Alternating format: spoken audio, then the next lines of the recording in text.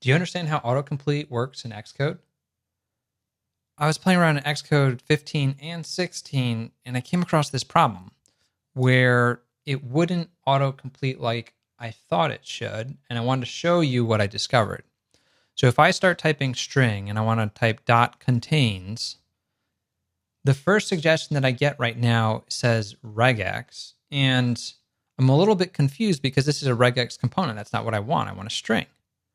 What I didn't notice is there's a little chevron here, and if you click on that, you can see it has collapsed all of these different contains methods, and the one I actually want is this one with string. So if I do that, I can write the expression and it actually makes sense and it doesn't send me down a rabbit hole. Then we can run the app. We see that the submit button is available. We get rid of the @ symbol, it goes away. So that is how to do contains. Thanks for watching.